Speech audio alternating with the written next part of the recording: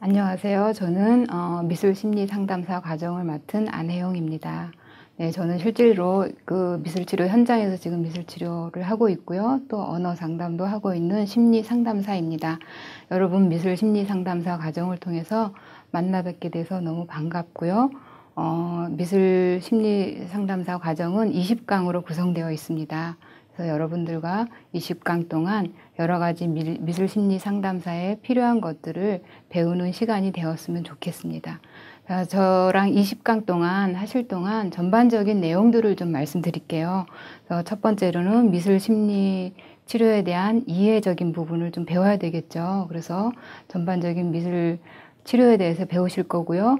그 다음에 이제 실질적으로 미술을 통해서 심리 검사하는 방법들이 있습니다. 그래서 미술 심리 검사를 통해서 어떻게 분석하고 해석하는가도 여러분과 함께 배울 거고요.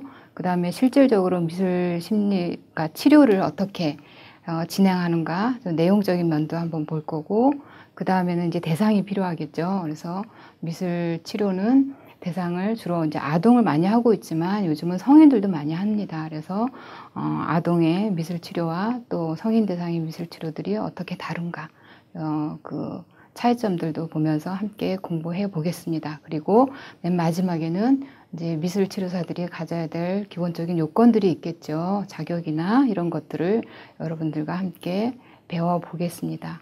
그래서 20강 동안 여러분들이 이 시간을 통해서 미술 심리 상담사에 대한 능력과 또 때로는 좀 자신감을 가지는 시간이 되셨으면 좋겠습니다.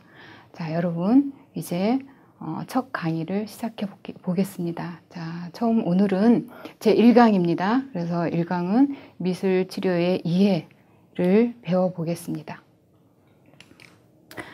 자, 1강 미술 치료의 이해입니다. 첫 번째 미술 치료의 개념이 나오죠. 그래서 미술 치료란 어떤 개념을 가지고 있을까? 미술 치료란 말을 많이 들으셨을 텐데 아트 세라피라고 합니다. 그래서 아트 세라피라는 말은 아트라는 예술이라는 미술이라는 아트와 또 그리스어의 세라피아 주의를 기울이다라는 말이 합쳐져서 아트 세라피라는 말로 지금 쓰고 있습니다. 그래서 즉 예술을 통해서 미술을 통해서 주의를 기울여서 보는 것을 통해서 치료받는다는 거죠. 그래서 미술 치료적 개념이 시작되었습니다. 그래서 결국엔 미술이라는 매체를 통해서 시각적 예술을 창작하는 과정이죠. 미술은 눈으로 보이고 만지는 과정을 통해서 우리의 사람의 심리 또 행동의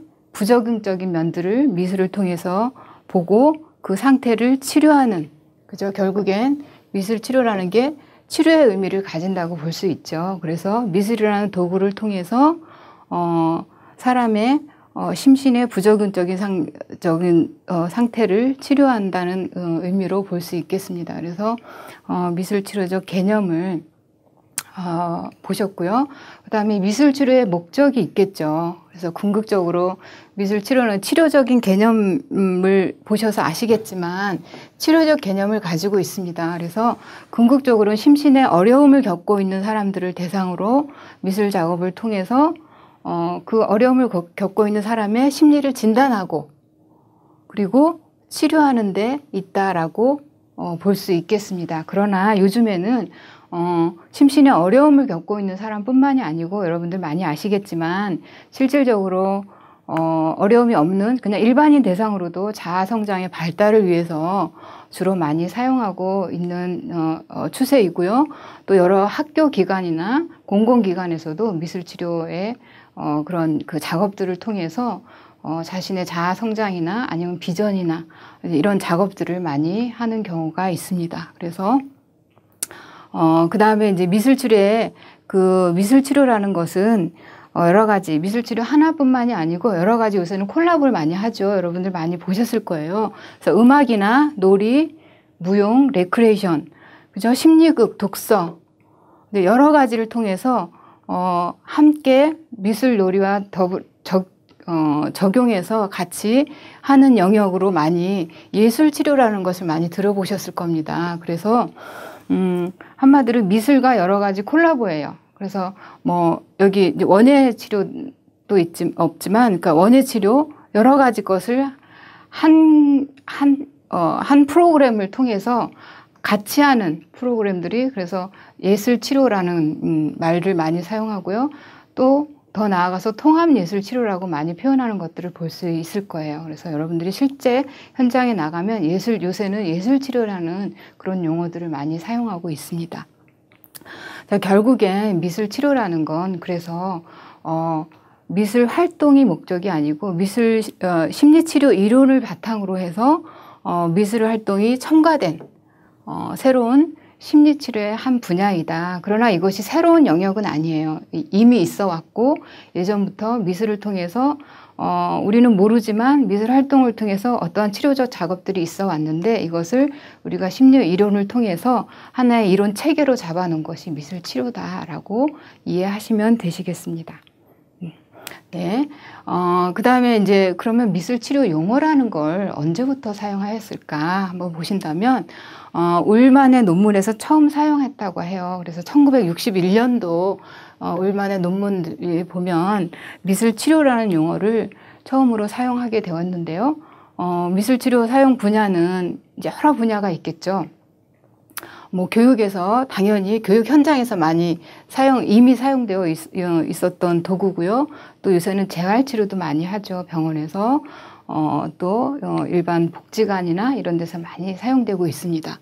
그 다음에 정신병원이나, 제가 정신병원 다니면서 지금 알코올 중독 그 대상자 환자들을 많이 다루고 있습니다. 그래서 정신병원에서는 아주 필수적인 항목이 되고 있죠. 미술치료가. 그래서 정신치료, 여러 가지 정신증이나 아니면 중독증 환자들에게 많이 적용되고 있습니다.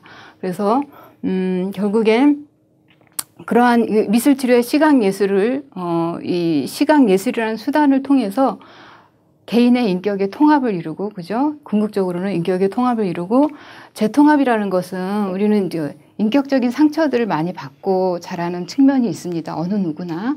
물론 건강을 지향하고 있지만, 개인의 어떤 자라온 환경으로 인해서 심리적인 상처들을 많이 가지고 있을 겁니다. 그래서 그러한 인격의 깨어진 인격, 상처받은 인격의 재통합을 통해서 건강한 삶을 영위하고자 하는 그런 목적을 가지고 있다고 볼 수 있겠습니다. 그래서 미술치료의 전반적인, 여러분들이 아주 깊이 있는 어떤 미술치료 이론이나 이런 걸 다 알 수는 없지만 기본적으로 미술치료가 언제부터 어떤 용어가 어떻게 시작되었고, 또 결국엔 어떤 분야에서 주로 많이 사용되는가, 이 정도 개략적으로 알고 계시면 많이 도움이 되실 겁니다. 자, 그 다음에 이제 그러면 미술치료에 대해서 그동안 많은 학자들이 미술치료에 대해서 연구한 학자들이 많이 있습니다. 여러 학자들이 있지만 대표적으로 미술 심리 상담사를 과정을 통해서 대표적인 학자를 꼽는다면 이 세 학자가 아마 꼽아질 수 있겠습니다. 그래서 이 세 학자가 주로 미술 치료의 그 방향성을 제시하는 데 많은 영향력을 줬다고 볼 수 있습니다. 그래서 첫 번째는 나움버그라는 이 학자인데요. 이분이 주장한 것이 아트 인 테라피. 그죠? 영어가 조금씩 다르죠. 그래서 아트 인 세라피라고 해서 치료에서의 미술이에요. 그래서 치료에서의 미술은 뭐냐? 이분은 미술을 가지고 사용하는데 치료를 강조하신 분이에요. 미술 활동을 치료적 목적으로 이용을 하는 거죠. 그래서 미술 활동을 통해서 나온 그 재료를 가지고, 결과물을 가지고 그 사람의 내면을 해석하고, 또 미술을 통해서 상담자와 내담자가 그걸 가지고 미술적인 결과물을 가지고 심리 치료를 하는 거죠. 그래서 결국엔 이분은 그러니까 미술이라는 것보다 그걸 통해서 치료하는 작업에 더 중점을 많이 둔 거죠. 우리 많이 그렇게 하죠. 임상 현장에서. 그래서 굉장히 그래도 이때 당시에는 새로운 견해를 관점을 보여줬다고 할 수 있겠습니다. 그래서 결국엔 미술을 가지고